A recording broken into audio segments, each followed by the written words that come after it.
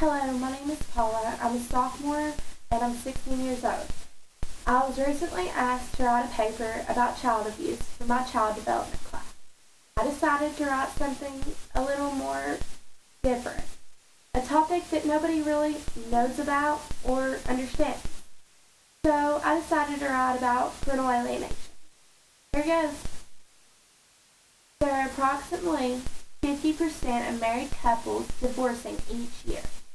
Where does that leave their children? A child needs and deserves to have two parents, a mother and a father in their life. Even with divorces at increasing rates, children deserve to see the absent parent. And courts have taken a role in making the decision of whom the children will live with. Sometimes this is the mom and sometimes it's the dad.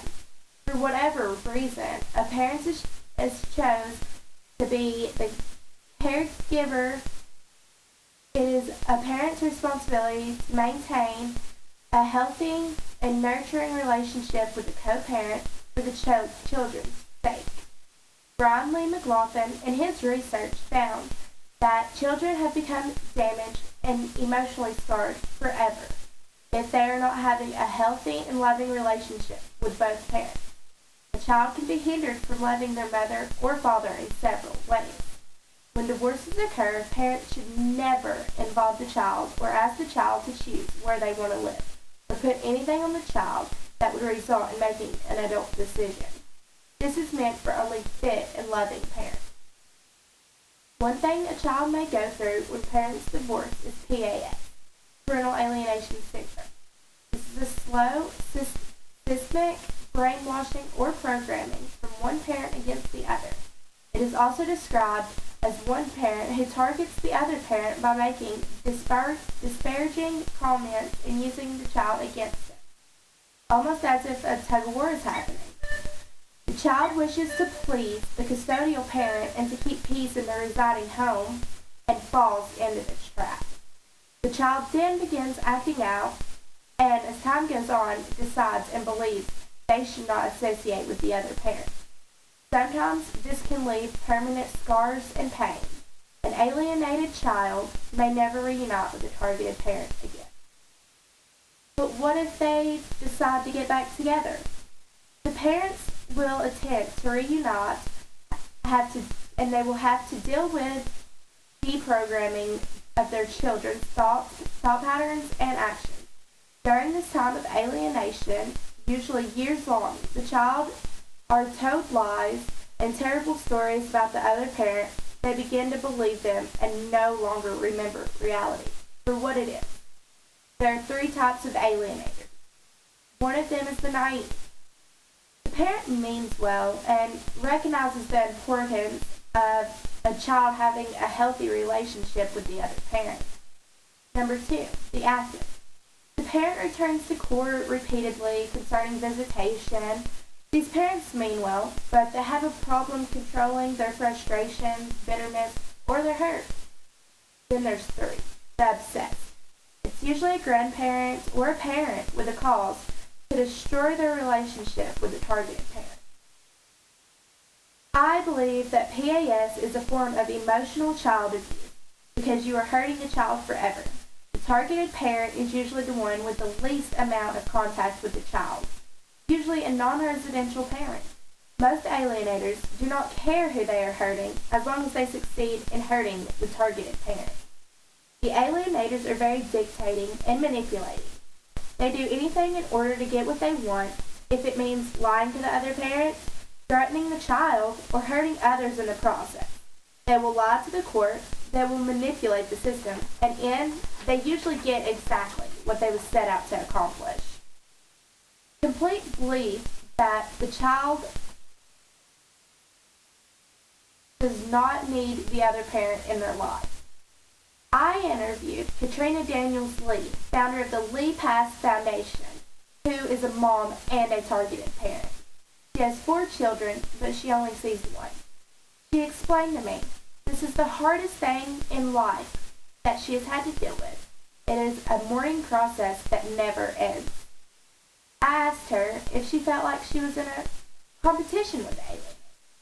She said, "No, I feel like I have to be a therapist and understand why they say and act the way they do." She went on to say, "Sometimes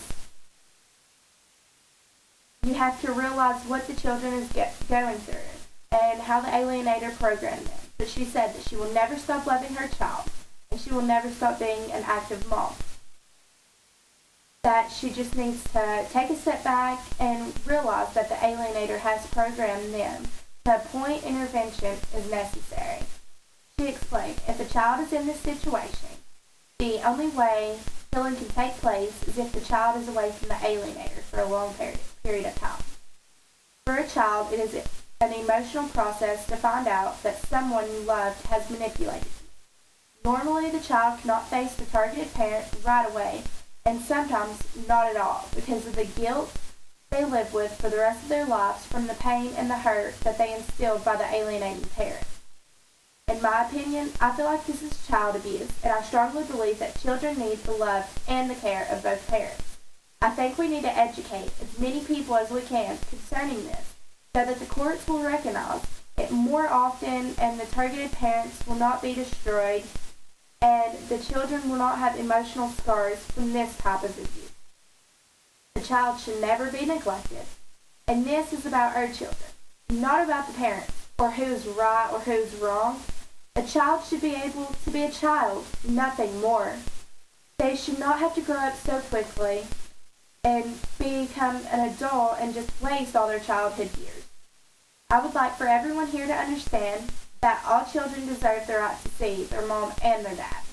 The only time this would be a good idea is in a situation of abuse, drug addiction, or other reasons that would harm the child instead of help them in their relationship with their parents.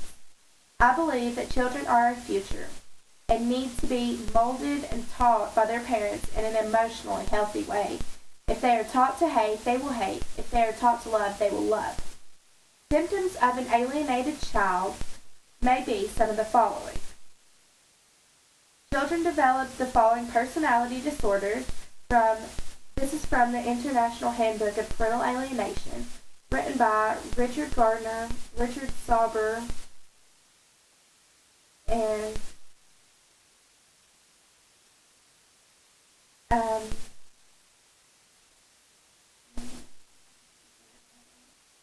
antisocial personality disorder. PAS children become psychopathic. They can be rebellious. They exhibit an ongoing failure for respect, authority, and in a workplace, community, or a social large. Absence of shame or guilt. They are also considered unacceptable people in a social group. Behavior is reprehensible. They have no conscience, no internal self-blame, and no remorse. Absence of empathy or sympathy. They have impairment in the ability to form stable human relationships. Disloyal and betrayal. Typically, no loyalty to anyone. If they are given something by a family member, they are taken. Separation and anxiety disorder was a school phobia. Fear is the separation from home, especially from a child who is pathologically dependent on a parent. The child is bound to the alienator in a common belief that they have to protect themselves from the person viewed as nauseous or dangerous. The world is a dangerous place. Stick by me and we will be safe. They can have delusional disorders, narcissist personality disorders, gender identity disorders, and develop a sexual psychopathology. Most children are runaways or live disorderly lives, internalizing the pain and committing crimes or suicide. It is vital that adults who decide to divorce remember one thing. Both parents are crucial in a healthy development of children, whether they are married or divorced. Children need both parents. I would like to send out a few thank yous. I'd like to thank my mom for helping me with my paper and being there and supporting me through the tears and everything. I'd also like to thank Katrina Daniels-Lee for being there, informing me, and letting me interview her. And I'd also like to thank Miss Green for making me realize that there's more out there to life and for telling me to write this paper. And I'd like to thank God for being there for me no matter what.